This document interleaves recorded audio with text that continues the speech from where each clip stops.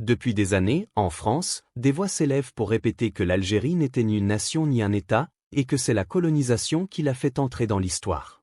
Ces propos ne sont plus une simple opinion marginale, ils sont devenus une partie intégrante du discours politique et médiatique, répété à chaque fois que l'on évoque l'histoire de l'Algérie ou ses relations avec la France.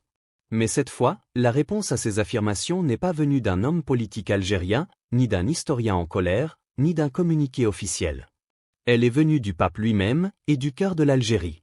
Lorsque le pape a parlé de l'Algérie comme d'un pays ancien et noble, doté d'une histoire qui remonte bien avant Saint Augustin, il n'a pas lancé une simple formule de politesse protocolaire.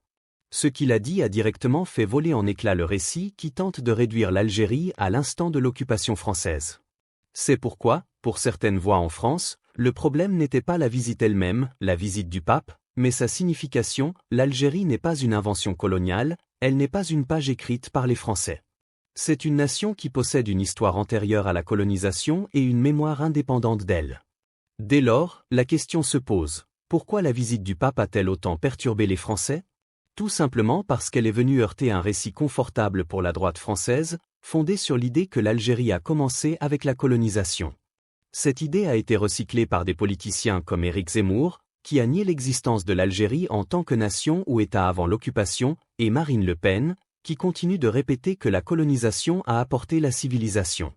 Ici, il ne s'agit plus d'une lecture différente de l'histoire, mais d'une tentative politique de redéfinir l'Algérie de l'extérieur, en la privant de sa profondeur historique et de sa souveraineté.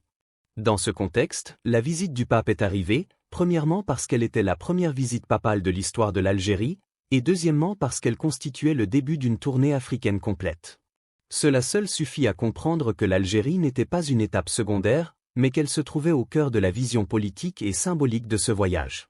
L'Algérie elle-même n'a pas traité cette visite comme une simple réception protocolaire d'une personnalité religieuse, mais comme un événement souverain à part entière. Le message était clair, l'Algérie connaît sa place et sait s'adresser au monde en position d'égalité, et non en position de demande de reconnaissance.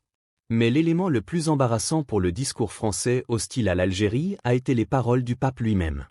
Le chef de l'Église catholique a déclaré clairement qu'il venait en Algérie en pèlerin de la paix, en parlant de son histoire millénaire et de sa capacité à contribuer à un discours mondial sur la justice, la dignité et le vivre ensemble.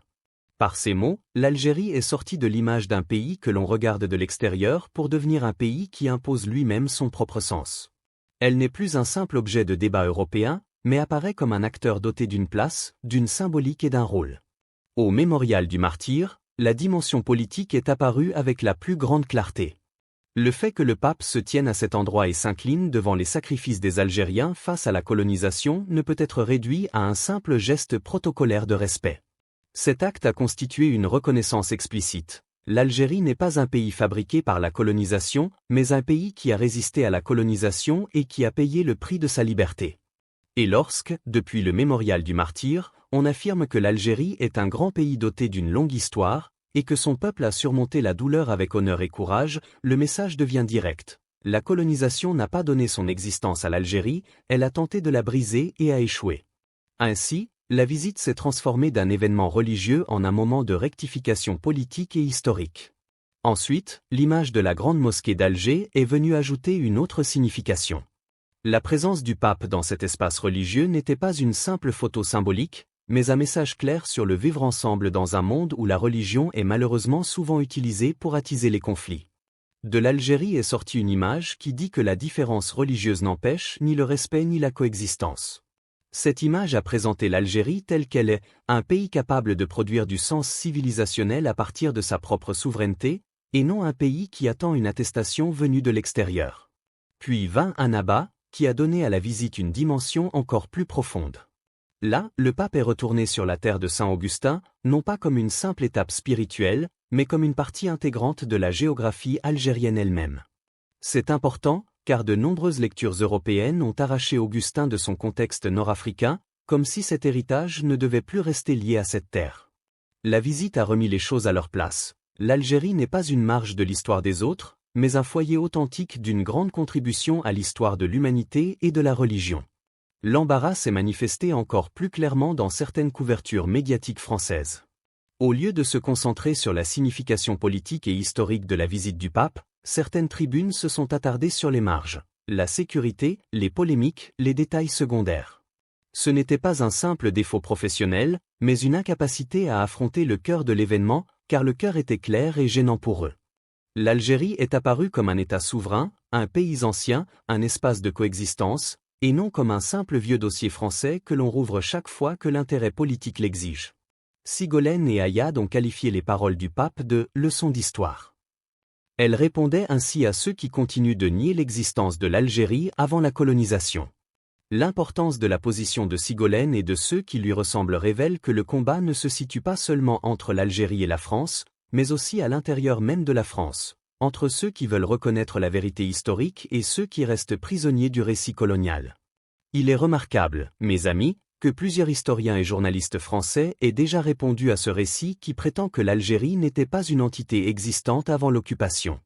Par exemple, l'historien Benjamin a rappelé que l'Algérie des Eyalais était un acteur à part entière dans les relations internationales avant 1830, et qu'on ne peut pas la réduire à l'image du « vide politique » que promeut l'extrême droite.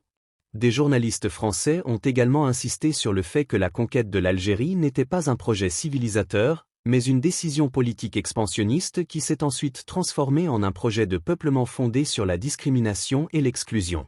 En définitive, la visite du pape en Algérie n'était pas un événement anodin. Elle a révélé bien plus, elle a mis en lumière la fragilité d'un discours français qui reste incapable de reconnaître que l'Algérie n'est pas née en 1830, qu'elle n'est pas entrée dans l'histoire avec la colonisation et qu'elle n'était pas un projet français. L'Algérie était là avant la colonisation, elle lui a résisté, elle en est sortie plus attachée encore à elle-même. C'est pour cela que cette visite n'a pas simplement embarrassé certaines voix en France parce qu'elle a réussi, mais parce qu'elle a réaffirmé une vérité qu'elles ne veulent pas entendre. Ce pays n'est pas un récit écrit par les autres, mais une nation millénaire qui s'écrit elle-même. N'oubliez pas de liker la vidéo et de laisser vos commentaires. À bientôt!